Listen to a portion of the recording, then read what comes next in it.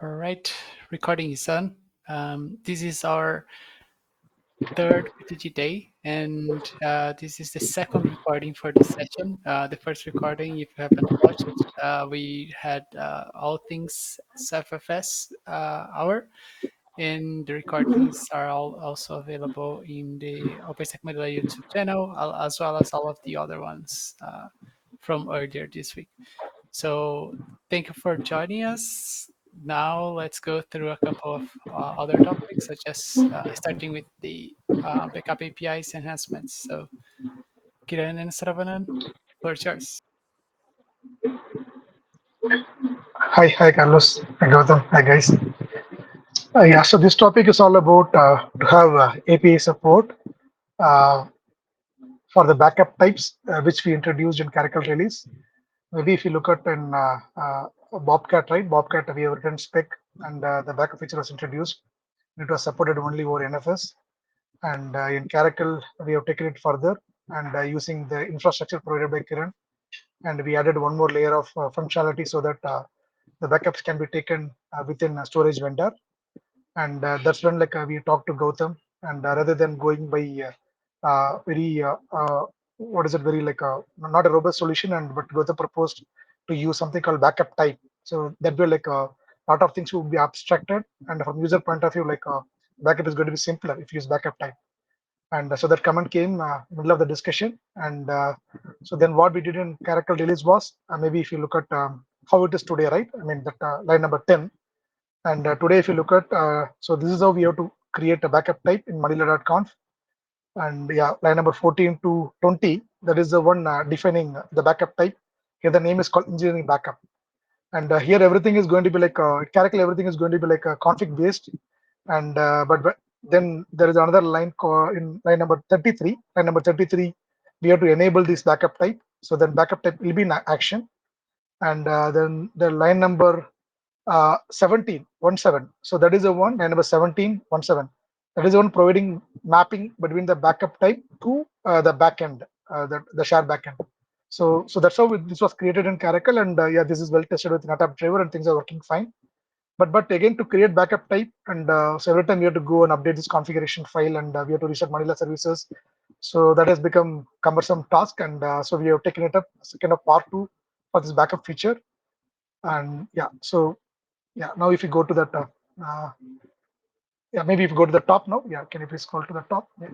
So what we want to do is, yeah, yeah, yeah, line number 4. The focus of the work in the automation release is all about we have to provide a standard way in API and CLI so that the user can create backup types, and they can use it along with the shares so that the shares can be backed up so wherever they want. So that's what it's all about now. And okay, now we can go to line number 35, Carlos. Yeah. So if you look at the separate operations, right, and basically like we have got this 5 operations, like CRUD operations only: create, edit, list, and get backup type, and delete backup type. So those are 5 operations. Maybe this is just like a first draft, Gautam. Maybe you're seeing it first time. And yeah, if you have any questions, maybe you can add more operations, or maybe you can cut down something. Maybe yeah, maybe we wanted to discuss all of that in this meeting, or maybe we can even discuss next week also.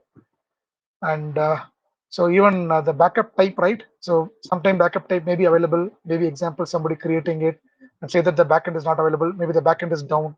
So even the backup type can have status like available, error creating, deleting, error deleting. This kind of status it can have. And yeah, and yeah, if you scroll down further, and so if you look at even whenever any backup type we are creating, right? And so the backup type should be embedded. I mean, should be present in the database. And so these are the fields we may need. If you look at line number 61, the user who is creating it, and the backup type is part of his project. Line number 62, and 63 is about what is the backup type name, and 64 is the status of the backup type, and 65 is the description, and 66, 67 here is the where like we are making very generic. But if you look at what Girish we have implemented in Caracal, we put all like a very specific to NetApp. And example, even the name is, I mean, even if you look at the parameter, there's always prefixing the NetApp backend name, NetApp backup share server, like that we created there. But here we are making very generic, and so the backend name and backup share server, and yeah, line number 68. This is a place where we are offering some kind of flexibility. Example, So netap case, right? Whenever we do this vaulting, right, there are some parameters we need. Example, the timer parameter and even the transfer parameter. There are a few parameters are there. So those parameters we need some place where so that we can pass those options. And so in the individual driver, right? So we can we can query these parameters and we can use it whenever you get any relationship with that for the backup. So maybe even something may be there for even other vendors, maybe Dell, Pure. So something may be there. So this line number 6A, that is the one providing some flexibility and so that they can have whatever extra option they want. They can read it and they can use that in the driver. And that's a thought process here. Yeah. And 69 is again availability zone ID. Yeah. So this is what maybe at the high level, right? We may want to have maybe a table needed having this information.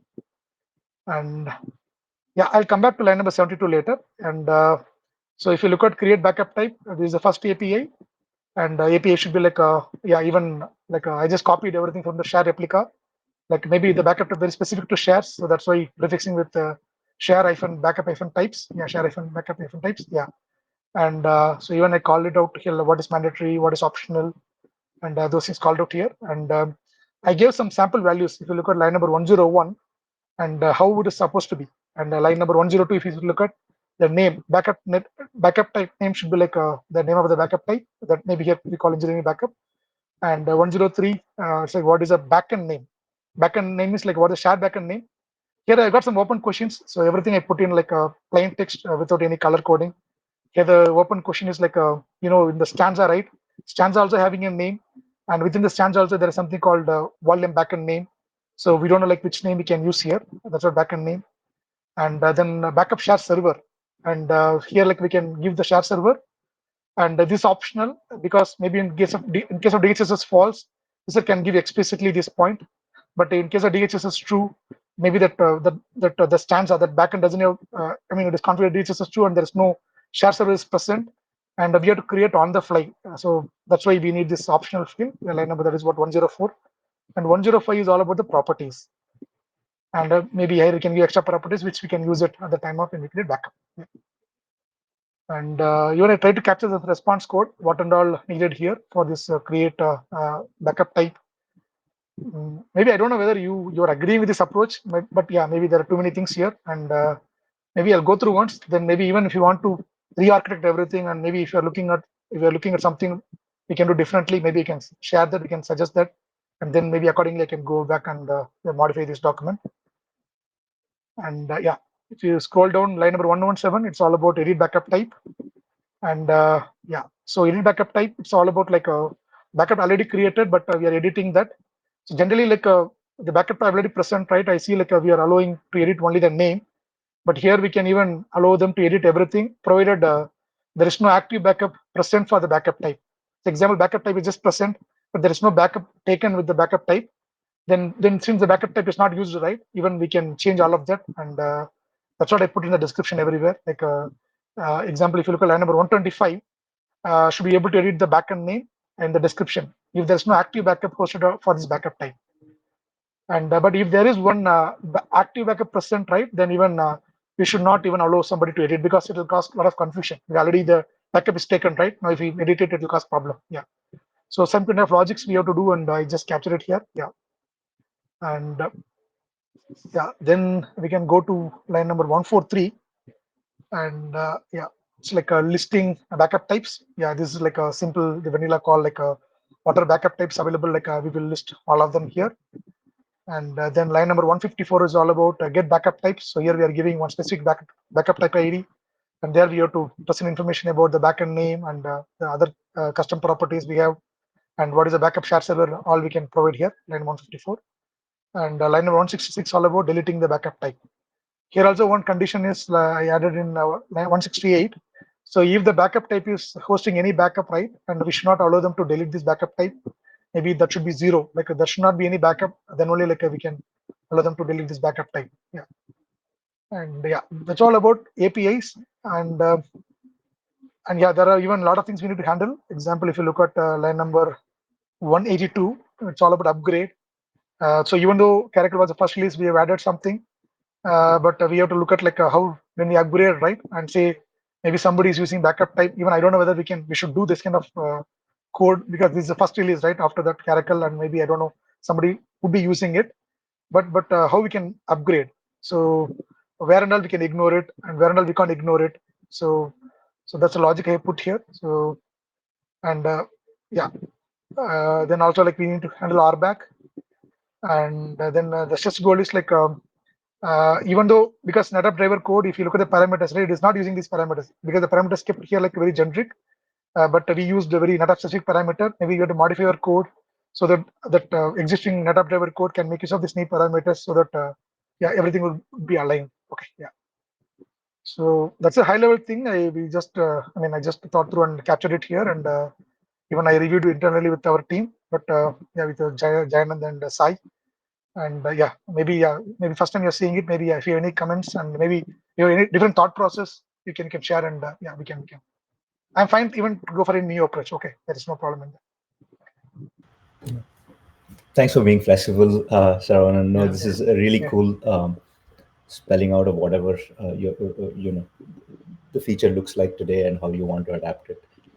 So first, I want to thank you for taking the generic approach, because that's kind of what, like, the intention of each of these features is, right? Like trying to make it flexible enough that you'll have a lot more implementations in the across the vendors and so on.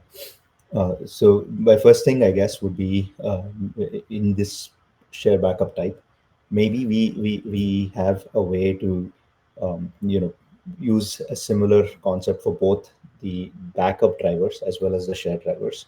And the reason I say this is because the user interface is actually, I mean, if as simple as you can make it, the feature becomes more feasible, right? So if somebody has to remember to do something different for a place where there is a backup driver, whether it's an NFS driver, the CBAC driver, whatever drivers there are, or a shared driver where there is an NetApp backend, Dell VMC, whatever drivers there are. If you could abstract away that difference with a backup type, it probably makes a lot more sense. In the first version of the code that we merged when Kiran designed and implemented this stuff. It is very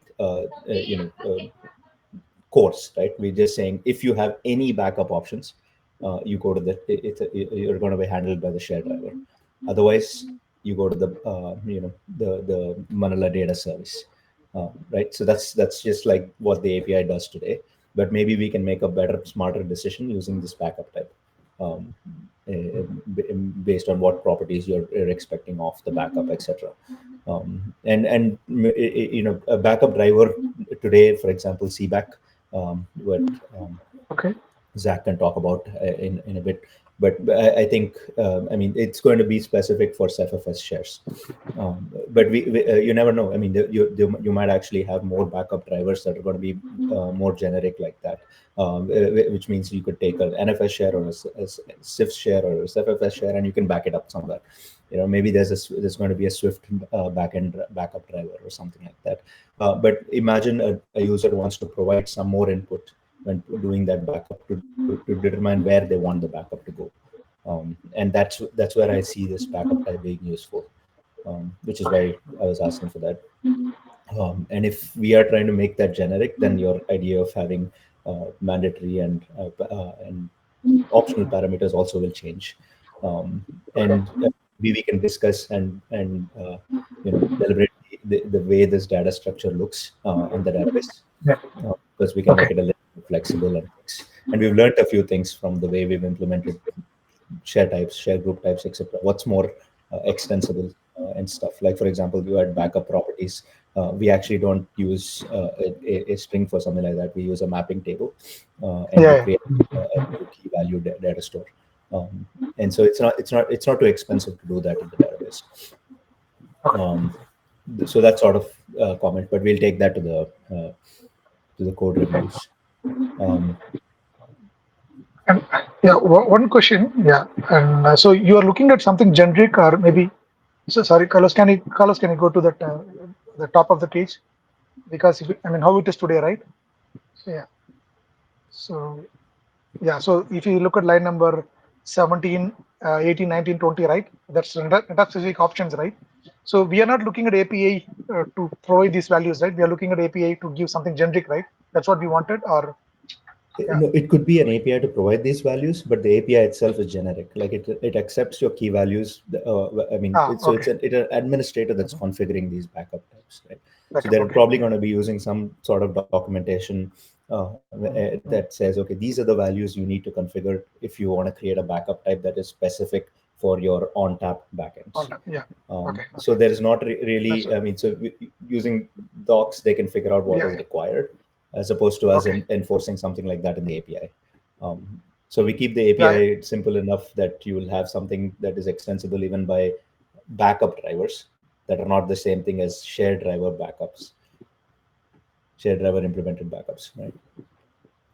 So Okay. because what's happening with NetApp's case is NetApp is a shared driver, which is also doing backups. It's not tying to the Manila data service. Mm. Yeah, that's what I mean. Yeah. But yeah, we can We'll, back shed this a little okay. bit Maybe yeah. during Maybe this the is a 1.1 draft, and yeah, we can enhance and yeah, we can. And maybe this is yeah. what. But thinking is correct. Thinking also like how it should be like. I mean, what do you think about that? I mean, at No, I high like the level. approach at the high level, at least me. But we can go Okay. around the room. I don't know if other Okay. folks had inputs. Okay. Yeah, I also liked the approach. Thank you for bringing this up, and yeah, as Gautam said, thank you for thinking this through as a generic approach. That is very much appreciated. I only had, I think, a couple of questions or likely one suggestion. Um, one of them is like considering the backup properties updates and if they are supposed to be atomic, because I mean considering the way that the APIs and everything are today, like if we change something in the backup properties that is supposed to be very relevant to the backend driver, then we would need to change that in the backup as well, like in the actual backend. So and yeah, we discussed a bit of like changing that behavior with Kiran, like in the yesterday sessions, where he mentioned like there are some plans to whenever you update like metadata or stuff like that, you send a call to the share, to the Manila share, and then if there's something that we need to reflect in the share specifically because of that metadata or property change, then we would be able to do that because we are not that doing that currently. So I think this properties thing would pretty much like uh, be useful in that context, but also like as we are thinking about that and there might be this upcoming work, do you have any thoughts on have you considered having metadata implementation for the backup types instead of the backup properties? Because I think that could help you a lot first in the handling all of the all of the keys that you have, because the I mean this thing is completely implemented and tested and you could reuse a lot of things. The thing that would like be a bit different, is that it would add a bit more of commands that you would need to implement in the CLI, but I think it's not like a lot. Uh, and you would benefit from this, and also like if there is more upcoming work from like when changing the metadata, we try to apply something else, then yeah, that would be likely a very good approach for us, and we could standardize on that. So I think like I don't know if others have any other opinions, but I think this properties thing could become backup type metadata, and yeah, that's easily reusable because the implementation is there for a couple of resources already. I might be overthinking this though. I'm not sure, but Yeah. yeah. Yeah, I agree with this one. Like, if possible, we can have these properties replaced by the metadata, and it would be easy way to pass the information as it is from the end user to the backend driver, and accordingly, backend driver can perform the operations. Yeah. Good input. Yeah. Okay. Yeah. Capture it. Yeah. I'll, I'll work with the Gautam further. Yeah. Thank you, Carlos. Thank you, Kiran. Yeah, thanks. uh yeah, I think that's the two questions I have. So this like reusing the metadata, like I think eliminates the other questions about this being atomic, because if we combine the two approaches, then whenever we update this and if there's need to, send something or update something in the backups, then it would be done already. So yeah. Um, no, but I really like this approach. It's great to see this, and I mean it's pretty much like we've done for share migrations at some point. Like we've started with like a first implementation, then we kept enhancing it in the next release cycles. I think that's pretty much like the case, and I really I like a lot these enhancements that you guys are proposing. So thank you for that. Thank you.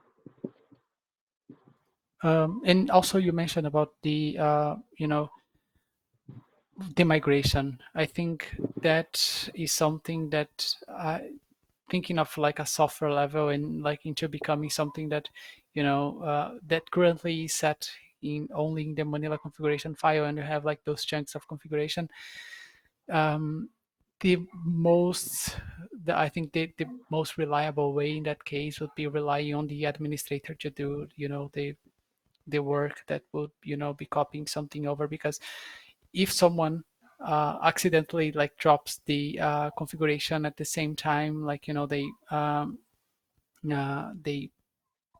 do the upgrade, then I mean the configuration for that specific backup would be lost. So I think first thing, like we would need to try and spread the word that these configurations, they must be converted into a new backup type as soon as you have migrated, and that that should be done very carefully, because otherwise that's going to be a huge problem.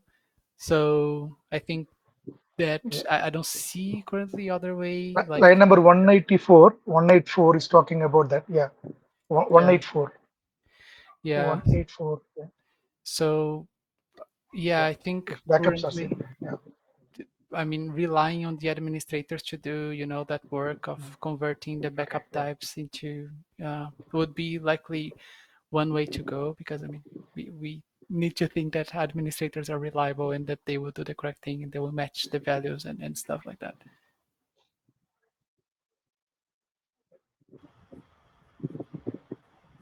And we have hooks for this sort of thing. I mean, we don't actually have always have to use the database migration approach. So, I mean, there is a thing for upgrade checks where you can probably no, actually, that may not be useful over here because that needs to run before the upgrade happens. Um, but if you were to provide a mechanism to do this, it's fine to like technically you're saying before you shoot yourself in the foot and remove backup configuration from the config file, for instance, or mess with backup configuration. Make sure that it's there in the Manila database as a backup type. Otherwise, we will not have any way to get that data to manage that backup from here on forward. If this sort of thing gets too complicated, because we've actually Complicated. not Okay. not done a data migration looking at the config files yet. Uh, that's at least there's no instance of us trying to do that. Sure, we'll evaluate that. Yeah. If this is very complicated. Yeah, we can have some kind of solutions. Yeah. Through script or something. Yeah. Yeah, one-off script to Mm, just yeah. help them do this. Okay.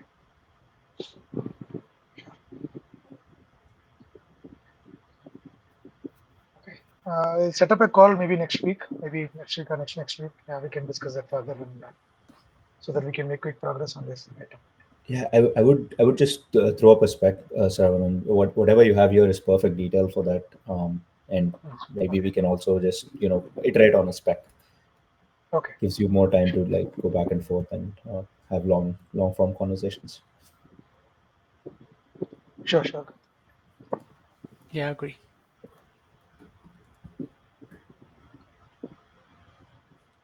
And so we are done with this topic. And yeah, Unless on someone else snap has lock, right? something. Yeah. Yeah, That's okay. Yeah. Sorry. yeah. I Are there any other questions for Sravan?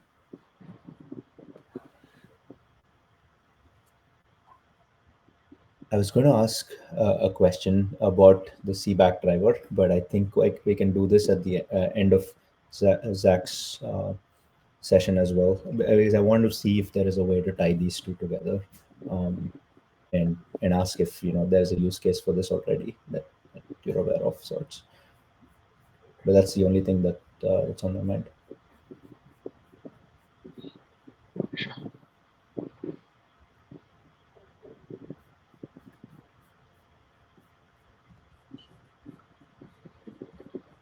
Yep. Yeah, I'll stay back for that. See back and we can discuss here. Thank you. Great. Thank you, And Sravan. yeah, thank you, Carlos. And one more update on the SnapLog bomb support, right? I saw Karthika's page. I mean, today I reviewed, and I think there are some open questions that them asked. So I also created one page, and yeah, I tried to capture what is SnapLog, a lot of information here. But I will reply to all the questions. Like even I put exactly version number and all, what we have to do, what we will not do, all the things I captured here. Yeah, maybe some of them will answer Gautam's question, but I will update Gautam's question there. Okay, yeah. So at the bottom, I put like what and all we can do, yeah, how it should be done. Yeah, I'll capture it. Okay. Awesome. Thank you. Yeah, thank you.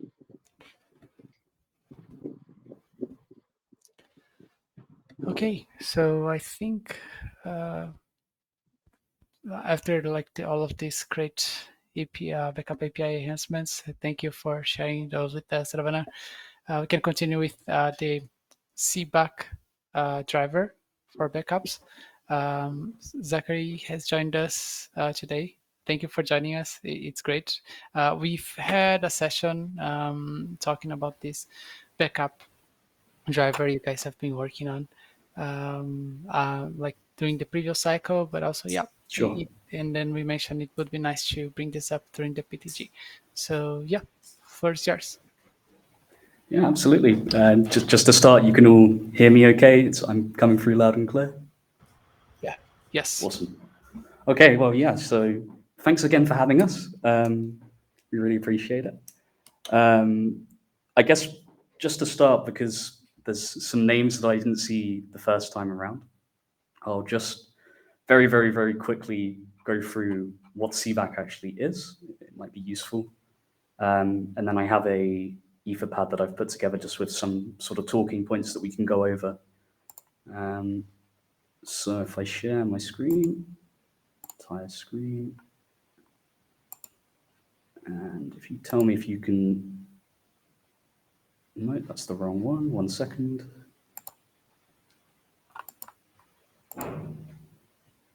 Okay, can you all see this okay?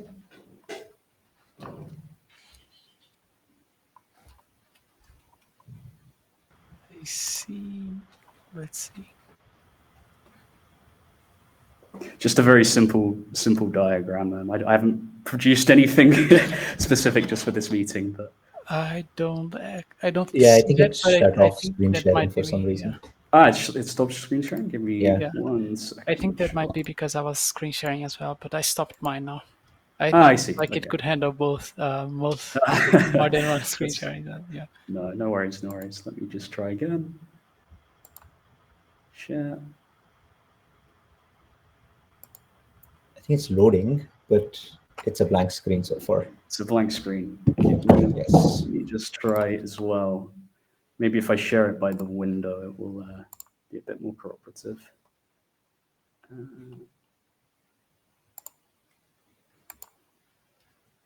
Okay, bingo.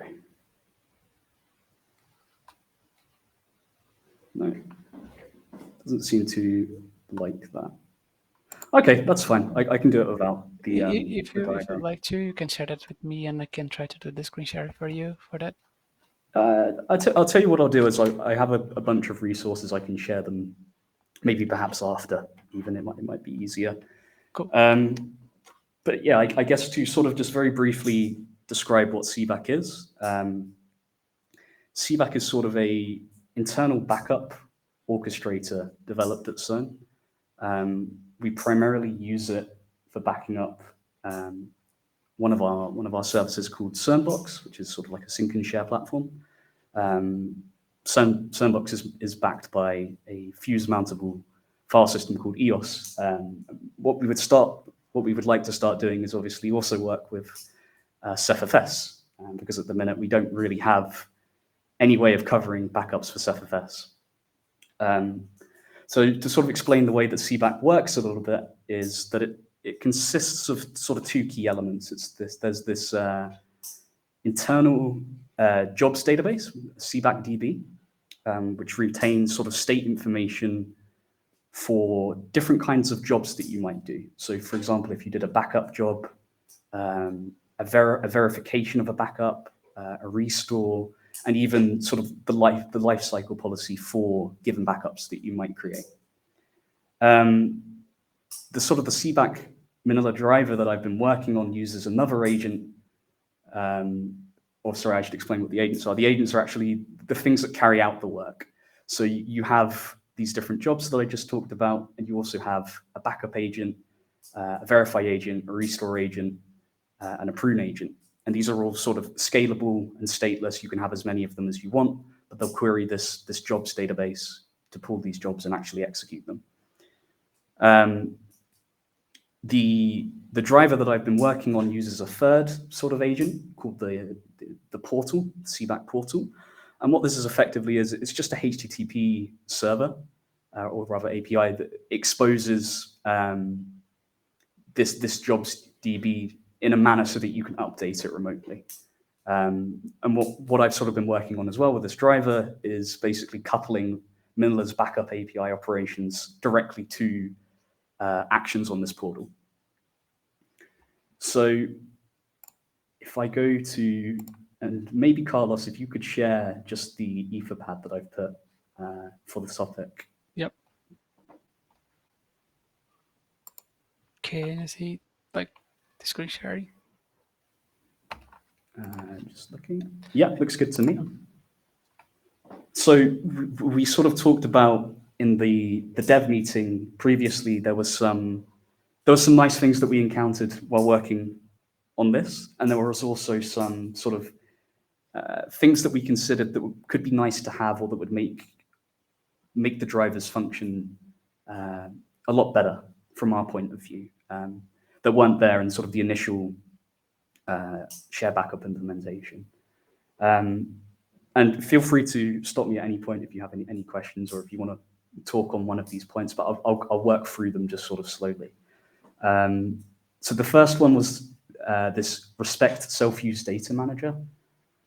This is sort of a Boolean flag that exists in the Manila data manager, and in the base class for the backup driver. And what it effectively does, or what we sort of imagine that the purpose of it is to basically allow the data manager to hand off on certain operations to the driver directly. So the way the data manager works at the minute is it actually performs the restores, the backup, the deletion. So this first sort of point was just basically, it would be nice if we could offhand that to the driver directly. The second part of that is that there's also these periodic tasks in Manila. They're sort of used, so in the data manager, what they used for the share backup service is for this restore backup continue function you can see on line 13, and create backup continue. And the way that they sort of work is that they're used to get the progress of a given operation. And if that operation goes stale, it will update the share backup status as well as the share status, depending on if it's a failure of a backup or a restore, right? At the minute, it doesn't exist. The way that they're set up at the minute, again, you can't pass off these, you can't directly pass off what these functions do to a driver that's implemented using the base driver class. And secondly, Oh, I sort of covered that as well. Yeah. So sort of the point that I'm making is it would be nice if in the data manager we could actually we would have this Boolean point that I talked about, and also in the um, in the base class of the backup driver, it would be nice if we could also have maybe two new functions that are directly implemented. It's just sort of something that could be supported for all drivers that people make going forward. There's a direct manner for them to specifically get the progress of a backup and the progress of a restore. The third point, so key store a plugin space for ManilaDB. This is something that I think, Goffam, we talked about before, sort of briefly towards the end of our last meeting. To sort of put it into frame, for us, there isn't really, because CVAC is an external system, we need a way to sort of correspond Manila's share IDs and share backup IDs to what CVAC uses internally, which is sort of, it's slightly different. At the minute, the way that we do this is that we have an external database, and a mapping database that we use for this purpose. But what we thought might be nice is if there was a way to do this internally, either with the ManilaDB, or I think we talked sort of briefly about there was not in the share backup implementation, but there was a sort of object key store that you could use for this purpose for Manila. You can correct me if I'm wrong. I might be misremembering, but No, that's right. It probably is not extended to the data manager, but sure, it should be trivial to add it sure, to it.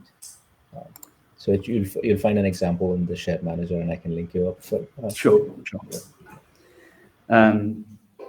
So yeah, those, at least from our perspective, those two things would be very useful to have. I'll talk about it a little bit just because maybe it's worth discussing, but we actually looked into writing our own Alembic sort of migration files for this specific purpose, so to extend the ManilaDB API's operations and the fields that it supports and the models that it supports. But we sort of quickly wrote this off because you very, very quickly sort of march into unmaintained territory, right? If we were to do that, it becomes very hard going forward to apply further Alembic migrations that come from upstream. So this was sort of something at least that we wrote off. It's an option, but for CERN's purposes, we sort of decided it probably wasn't a good idea. Sort of the final change is this out of place restore. So the way that the share backup API works at the minute is that when you perform a restore, it always targets the share that you created the backup on. This is nice, and it's sort of, we talked a bit about this previously in that with the first implementation of the share backup sort of service. This was just to get us started, but something that we sort of thought would be nice would be to have an out of place restore, either to a new share or to one that you can target by passing a share ID, for example. Sort of in our mind, this would be much more preferable just because it reduces the risk of having data loss or something like this from accidentally restoring, or even from, if you were to restore just to see what's on a share backup, perhaps you might lose some files that exist already on the share that you're targeting. Something that I sort of noted from talking with Louise, who's somebody who works on OpenStack at CERN, he said that Cinder has sort of done some work on this previously. I don't know whether this is something that would be useful to Manila, but they sort of have this concept where you can do an out of place restore, either by passing this volume ID or by creating a new volume. Any questions so far on any of these before I move on?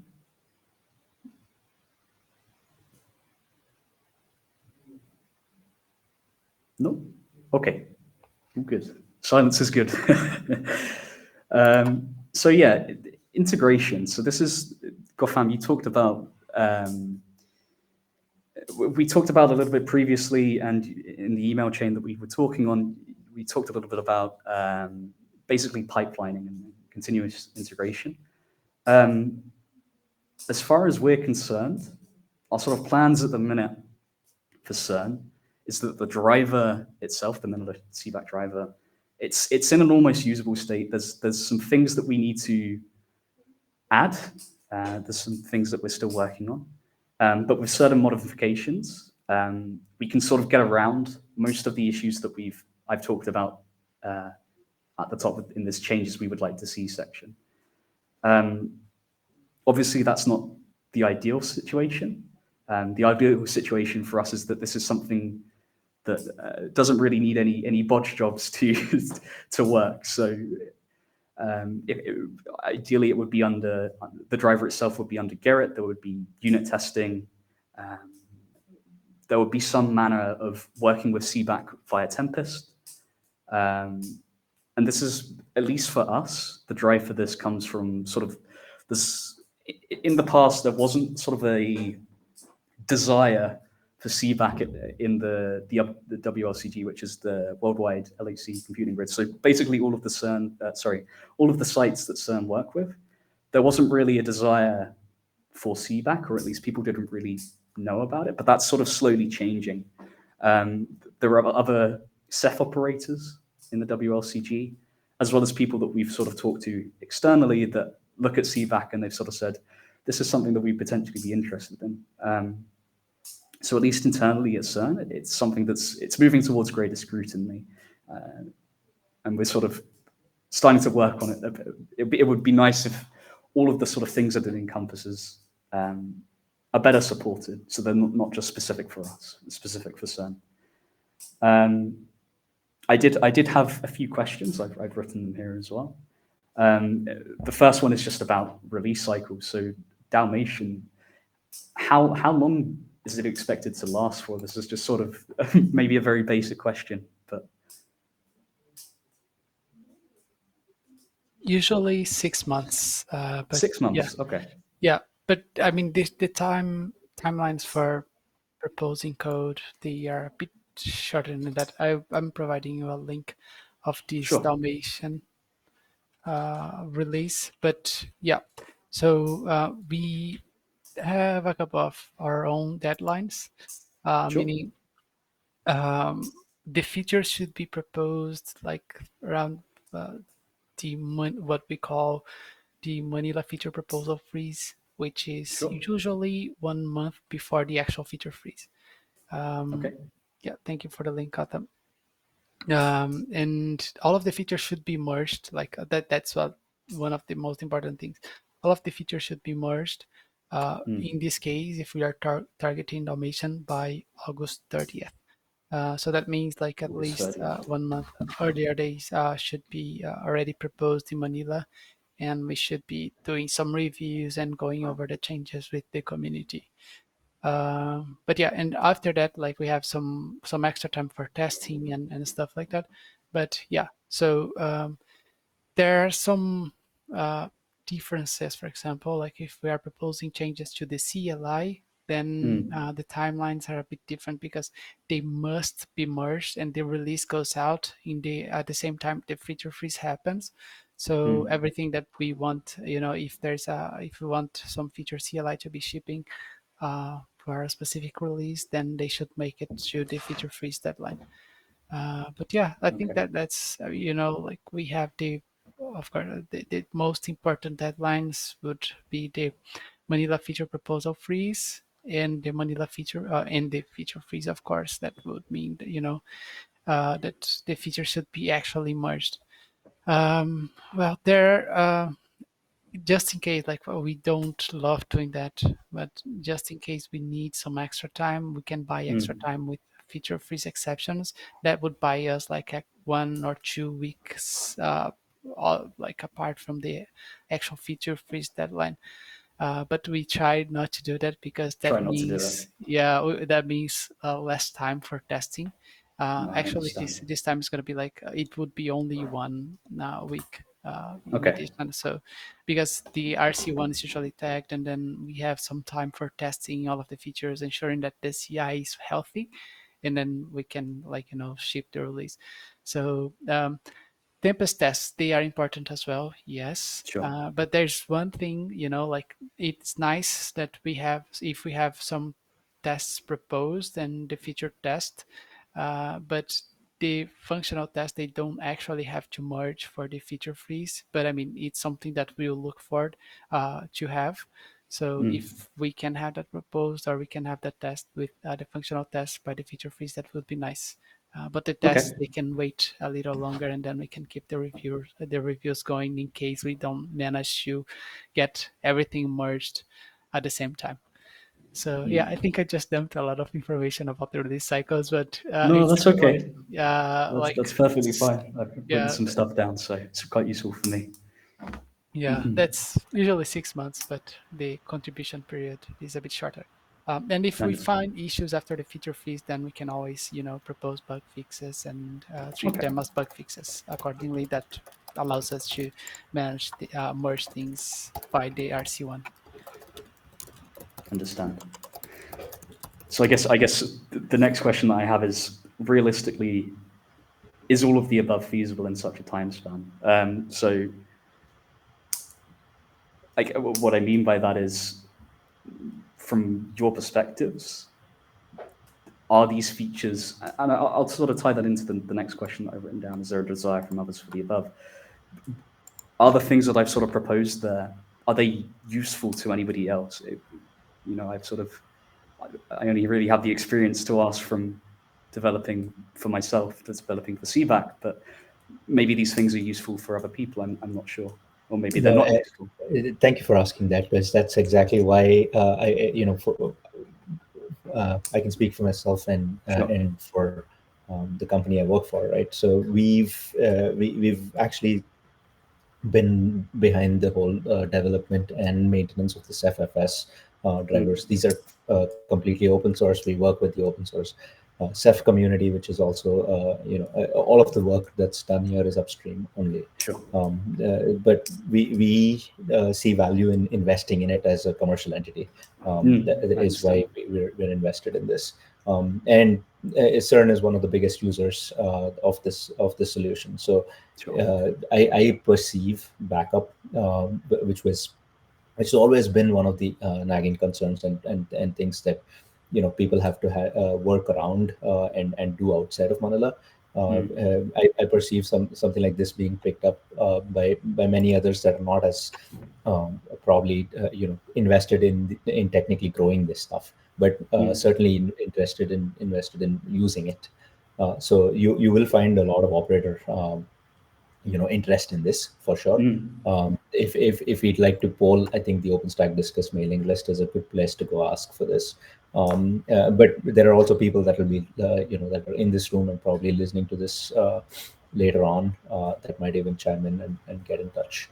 Sure. So which is kind of where we were trying to encourage you to post the driver into the Manila tree, and to allow Mm. it to be tested in the upstream CI.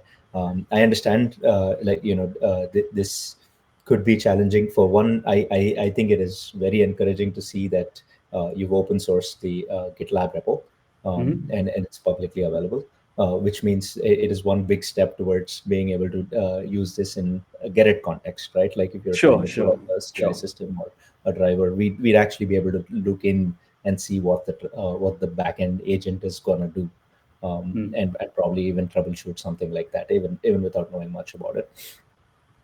So I think in that aspect, you're going to find a lot of interest if we start driving through this. I would like to answer that feasibility question in two parts. One, I think it's completely doable. I think you've already done the work to do Mm. the data manager the way you would want it to be used, right? Mm. So Yeah. Yeah. it's a matter of reviewing and pushing up the patches and getting it merged.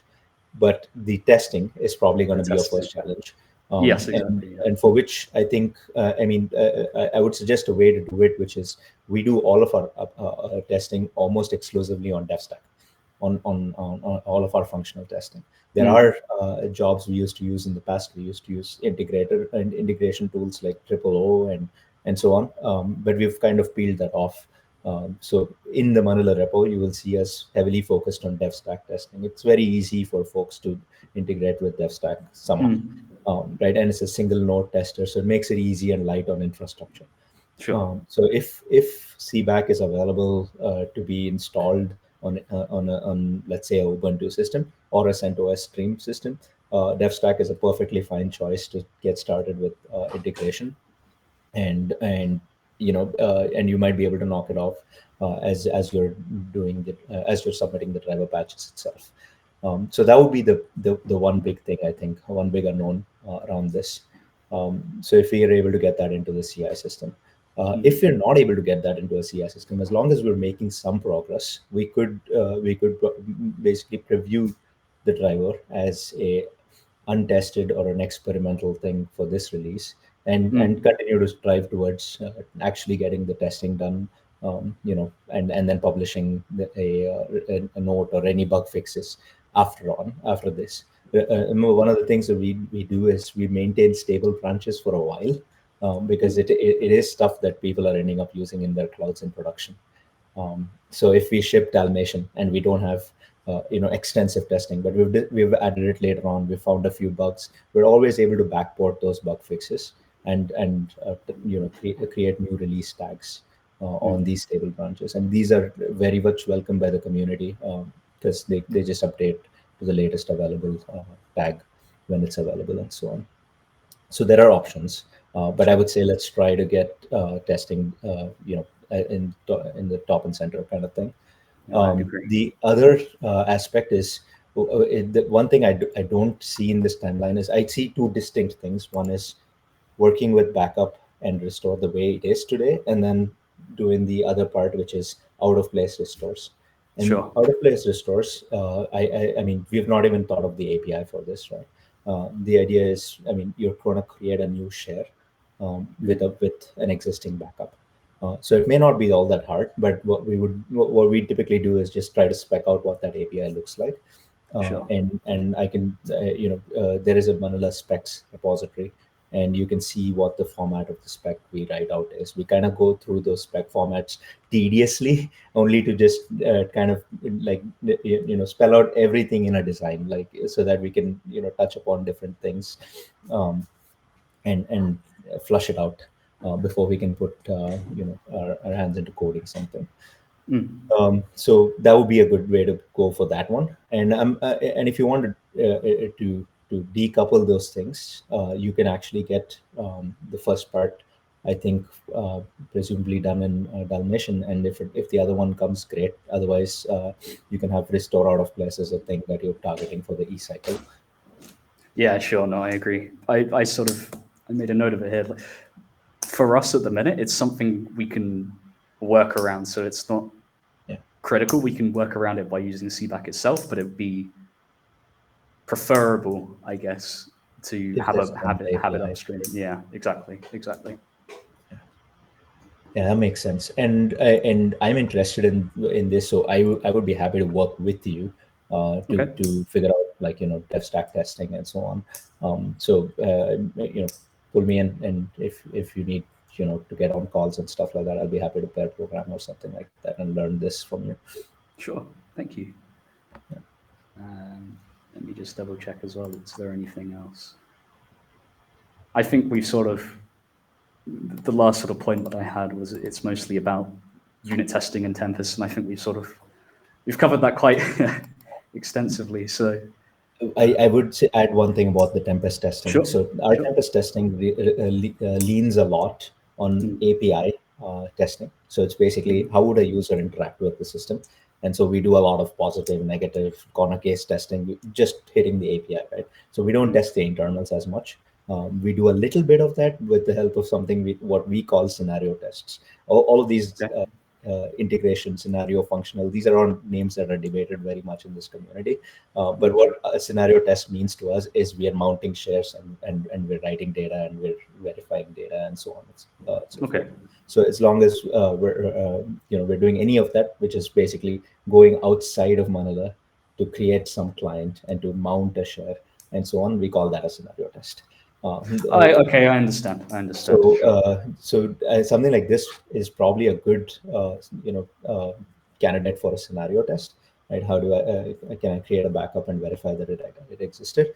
But I don't think you'll find a whole lot of uses in running through the full gamut of the API and other tests, because they may not even be related to backup. So we might be able to discuss, how we can run a subset of them for a backup driver. And we've so Okay. far not really thought about this, only because I think this is going to be the first backup driver per se. Although we have the NFS driver in tree, we just basically test it with everything else. Sure. Yeah. So we can discuss that part, offline and in other places. Yeah, sure. It sounds good to me. Yeah. Was there anything else? No, I think that's everything that I had really to say. So thanks very much for your time. Perfect. And your last session was quite informative as well. But Sure. I apologize, we messed up the recording. That's okay. That's no worries. What I will do is I can, on this one, I'll add to the Etherpad now. I'll add some other talks that we have done on CBAC. Just perhaps they might be useful. I can add some resources to here. So I'll do that now. Perfect. Thank you so much. No worries. Awesome. Thank you. So let me ask you the question then that I was holding off from the previous session. Sure. So you have the current user interface, which is a user comes in, says, "Here's my share, create me a backup." Yeah. Right? So do you foresee anything that the CBAC driver needs for a given share? Do you need any further information, or can you do something else based on information that a user has? You mean in the sense of what arguments are passed through to the driver, basically? That a user can. There isn't really as far as CBAC's concerned, we can very much get by with just information on the backup itself and on the share that you're targeting. Both of those are fine. The information that you pass to CBAC, it's I think just the export location and then some internal information that the driver figures out and then passes on to CBAC. So it can get by with very little information as far as what Manila actually passes through to it. Okay.